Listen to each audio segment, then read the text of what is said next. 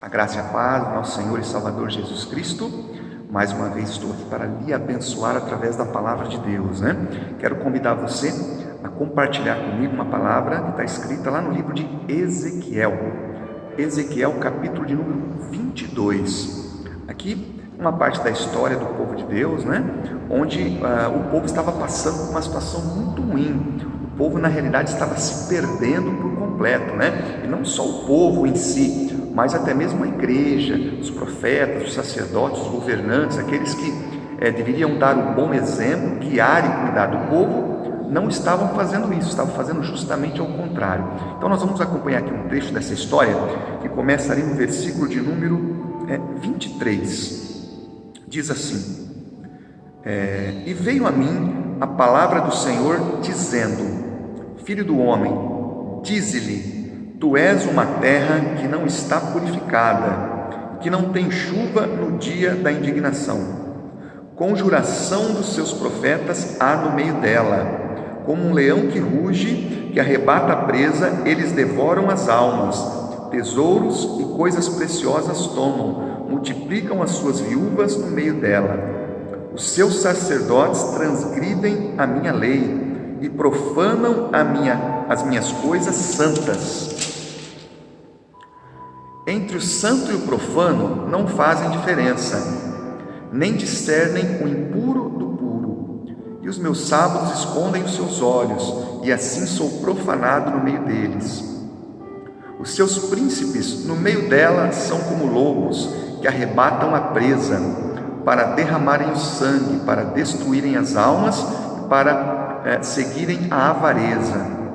Os seus profetas têm feito para eles reboco de cal não adubada, vendo vaidade e predizendo-lhes mentira, dizendo: Assim diz o Senhor Jeová, sem que o Senhor tivesse falado.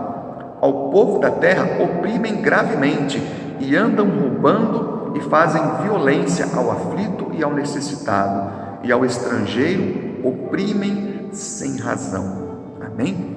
Então o povo estava vivendo uma época ali de verdadeira treva, né? Então o povo se perdendo, o povo indo para a idolatria, e os dirigentes do povo ali, os governantes e os homens de Deus, né? Sacerdotes, os profetas ali, também estavam se perdendo, cheio de vaidade, cheio de ganância, né? Nós até vemos isso nos dias de hoje, em algumas igrejas por aí, né? Onde ao invés de se fazer a obra de Deus, as pessoas estão mais interessadas em se promover, muita vaidade, muito interesse financeiro, interesse pelo poder. Isso não é de hoje. Então nós vemos aqui que isso é uma coisa antiga, é uma coisa do homem, né? Essa ganância, essa vaidade, esse interesse pelas coisas materiais, pelo poder, pelo domínio, né? Então uma coisa muito antiga. E nessa época o povo estava desse jeito.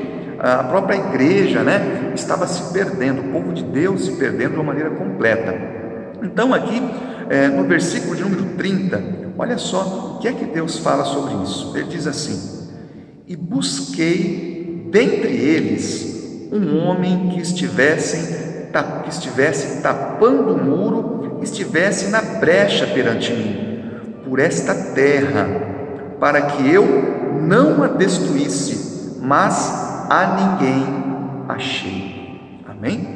Então é que Deus falando através de Ezequiel, né? Ele está dizendo: olha, eu vi o povo se perdendo por completo, mas eu busquei, eu procurei alguém, uma pessoa, para que estivesse comigo perante mim, uma pessoa digna, que estivesse intercedendo, para que eu pudesse usar essa pessoa para que esse povo não se perdesse. Então Deus está dizendo aqui: eu procurei uma pessoa, alguém que pudesse ser usado por mim para consertar toda essa bagunça, né? Para resolver essa situação, para que esse povo não se perca, para que esse povo não seja destruído.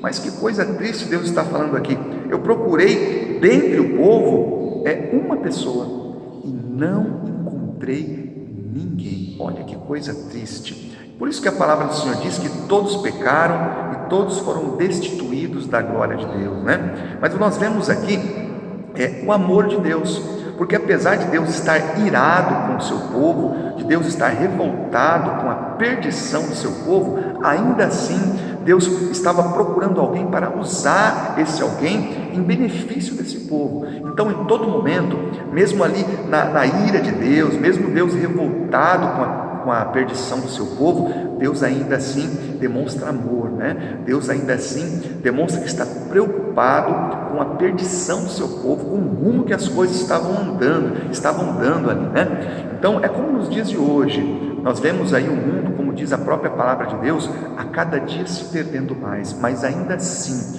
Deus está procurando, né, pessoas para serem usadas por Ele. Por quê? Porque Deus não quer que o povo se perca, Deus não quer que o povo seja destruído, né? Então Deus está sempre procurando pessoas para usar, e aqui nesse caso, Deus está dizendo uma coisa muito específica: eu procurei alguém, uma pessoa. Então nós vemos aqui como uma pessoa sendo usada por Deus pode realizar grandes coisas. É como nós vemos, por exemplo, no livro de Jeremias. Olha o que diz aqui, por exemplo, Jeremias capítulo 1, né?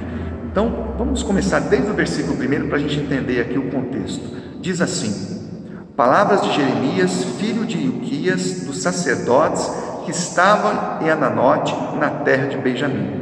A ele veio a palavra do Senhor nos dias de Josias, filho de Amon, rei de Judá, no 13º ano do seu reinado. Então Deus falando ali com Jeremias, né? Ele veio também nos dias de Jeoaquim, filho de Josias, rei de Judá, até o fim do ano 10º de Zedequias, filho de Josias, rei de Judá, até que Jerusalém foi levada em cativeiro no 5º mês. Então aqui, mais uma época em que o povo de Deus estava sofrendo muito. O povo de Deus estava sendo levado cativo. Por quê? Porque estava se perdendo. O povo estava se perdendo de uma maneira tão grandiosa que, se afastando de Deus, eles perderam a proteção de Deus. Então os inimigos do povo de Deus acabaram levando o povo cativo. Mas Deus aqui estava procurando alguém novamente. E diz assim, versículo de número 4: assim veio a mim a palavra do Senhor, dizendo: antes que eu te formasse no ventre, eu lhe conheci, e antes que saísses da madre, te santifiquei, e às nações te dei por profeta. Então disse eu: ah, Senhor Jeová, eis que não sei falar, porque sou uma criança. Mas o Senhor me disse: não digas eu sou uma criança, porque aonde quer que eu te enviar, irás, e tudo quanto te mandar, dirás. Não temas diante deles, porque eu sou contigo para te livrar, diz o Senhor. Estendeu o Senhor a mão e tocou-lhe na boca e disse-me o Senhor: eis que ponho as minhas palavras na sua boca. Que coisa linda, né? Então Jeremias aqui ainda muito jovem, Deus veio e falou com Jeremias. O povo estava perdido, o povo estava sendo levado cativo, né, pelos inimigos. E Deus aqui mais uma vez procurou um homem, alguém para poder usar em benefício do seu povo. E apesar de Jeremias relutar um pouquinho, né, Jeremias disse: eu não sou capaz, Senhor, eu sou apenas uma criança, não sei nem ao menos falar, como é que eu vou ser um profeta? O profeta é aquela pessoa que ouve a voz de Deus e declara às pessoas, declara ao povo. Então ele leva a palavra de Deus às pessoas, ele leva o recado de Deus, ele leva a vontade de Deus para que as pessoas saibam qual é essa vontade. Então Jeremias estava dizendo aqui: Senhor, o Senhor disse que me deu por profeta antes que eu nascesse, o Senhor já tinha esse plano para mim, mas eu não tenho essa capacidade, né? E Deus então completa aqui dizendo: Jeremias, eu te formei e eu te capacito. Ele diz: eu coloco as minhas palavras na sua boca. Então Deus aqui está dizendo uma coisa muito importante, não só para Jeremias, mas para nós nos dias de hoje, né? Assim como foi lá nos dias de Ezequiel, Deus estava procurando alguém, uma pessoa para usar. E aqui Deus também estava procurando uma pessoa, encontrou em Jeremias essa pessoa, apesar dele não se considerar capaz, né, de ser alguém usado por Deus para fazer uma coisa tão grandiosa, para livrar aquele povo todo do cativeiro. Deus olha para Jeremias e diz assim: Jeremias, eu te escolhi e eu capacito você. Olha que coisa mais linda. Então, muitas vezes, nós não nos achamos capazes de muitas coisas, mas o que a gente tem que fazer primeiro? Diz aqui, Deus disse aqui, através da sua palavra, né? Através de Jesus, no caso, a Jeremias: aonde eu te mandar ir, você irá. O que eu te mandar falar, você falará. Ou seja, para a gente poder viver o plano de Deus, que Deus tem preparado para a nossa vida, para nós sermos, por exemplo, assim como Jeremias e Ezequiel foi, pessoas tremendamente usadas por Deus, o que nós devemos fazer? Nós devemos estar na obediência da palavra de Deus. Tudo que Ele diz em sua palavra, nós devemos obedecer. Para quê? Primeiro, para que a gente conheça o plano de Deus para a nossa vida. Quantas vezes nós ouvimos essa frase, né? Deus tem um plano na sua vida. Ora, mas que plano é esse? Como é que eu vou descobrir esse plano? Como é que eu vou saber de que maneira Deus quer me usar nesse mundo, né? Só existe uma maneira: estar na obediência da sua palavra. Tudo, ele diz assim, aonde eu te mandar você vai, tudo que eu te mandar falar, você vai falar, Jeremias. Ou seja, tudo que Deus falar através da sua palavra ao nosso coração, nós obedecendo essa palavra, nós vamos entender qual é o plano de Deus para a nossa vida. Nós vamos entender como Deus quer nos usar neste mundo aqui, porque pode ter certeza de uma coisa: Deus continua procurando pessoas para serem usadas por Ele. Para quê? Para abençoar a vida das pessoas, para consertar aquilo que o ser humano tem destruído, tem feito uma bagunça aqui nessa terra. Nós vemos por aí a perdição completa dos seres humanos, irmãos. Nós vemos, como diz a própria palavra de Deus, a maldade está se multiplicando, o pecado está se multiplicando, e Deus procura nos dias de hoje pessoas que estejam na presença dEle verdadeiramente, pessoas obedientes. Para quê? Para que Ele possa usar em nome de Jesus. Você que está ouvindo essa palavra nesse momento, né? Quantas vezes você quis realizar alguma coisa e não se achou capaz? Talvez você que está me ouvindo se ache uma pessoa muito incapaz em muitas áreas da sua vida. Mas qual a maneira de você adquirir essa capacidade? Primeiro, obedecendo a Deus, porque assim Ele vai mostrar para você qual é o plano dEle para a sua vida, qual é a direção que Ele vai dar para a sua vida em todas as áreas, às vezes até na sua vida profissional, na tua vida sentimental. Deus vai dar uma direção para você. A partir do momento que você anda na obediência dEle, Ele vai começar a mostrar para você qual o melhor caminho que você vai seguir, na sua vida profissional, na sua vida sentimental, no casamento, em todas as áreas da sua vida. Enfim, Deus, Ele vai dar direção para a sua vida. Ele dá direção para as nossas vidas à medida que nós estamos obedecendo a sua palavra. E mais do que isso, além dele dar direção para as nossas vidas, além dele mostrar um plano maravilhoso que Ele tem para cada um de nós, Ele também quer nos usar, assim como Ele usou Ezequiel, assim como Ele usou Jeremias. Ele também quer nos usar em benefício da humanidade, em nome de Jesus. Então nós precisamos entender uma coisa: Deus, para realizar grandes coisas, para realizar grandes eventos, grandes milagres, Deus não precisa de multidão. Então, uma pessoa verdadeiramente entregue à presença de Deus pode muitas coisas, ou seja, pode ser um canal de bênção, pode ser um canal para que Deus opere grandes coisas. Então nós vemos, por exemplo, na história bíblica, Moisés. Deus usou Moisés para libertar o povo ali, para abrir o mar. Deus usou Moisés. Deus não precisou de uma multidão, não. Deus não precisou de uma multidão para fazer abrir o mar. Deus não precisou de uma multidão, por exemplo, para salvar a humanidade, não. Deus usou o teu Filho amado, Jesus Cristo. Então a Bíblia diz que pela obediência de um só veio a salvação sobre toda a humanidade. Então nós precisamos entender que Deus, Ele é tão poderoso, tão grandioso, que Ele não precisa de uma multidão para operar os teus sinais, as tuas maravilhas. Não, Ele precisa apenas de um canal de bênção para que Ele possa operar.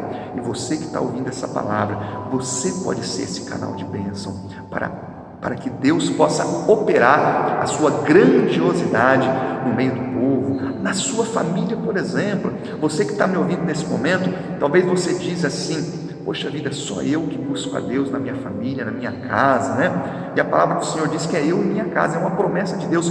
Quando que isso vai acontecer? Primeiro, vai acontecer. Segundo, você precisa crer. Terceiro, você precisa estar na obediência da palavra de Deus. E quarto, para que você seja um canal de bênção, para que você seja um canal para que Deus possa operar na tua família, na vida daqueles que estão à sua volta, na empresa que você trabalha, em nome de Jesus. Enfim, seja você um canal de bênção, seja você um canal para que Deus possa agir em favor, não somente da sua vida, mas em favor da sua família, em favor dos seus amigos, daquelas pessoas que te rodeiam, em favor da empresa que você trabalha. Você pode ser um canal de bênção sem limite, para que Deus realize grandes coisas em nome de Jesus. Assim como Deus usou Jeremias, assim como Deus usou Josué, Moisés, assim como Deus usou Jesus Cristo, nós vemos aqui que não é necessário muita coisa para que Deus opere, não. Aquele centurião, por exemplo, ele disse assim para Jesus: olha, basta apenas uma palavra para que aconteça um milagre. E é verdade, Deus é tão poderoso que basta uma palavra através de uma pessoa para que Deus opere através dessa pessoa grandes coisas em nome de Jesus.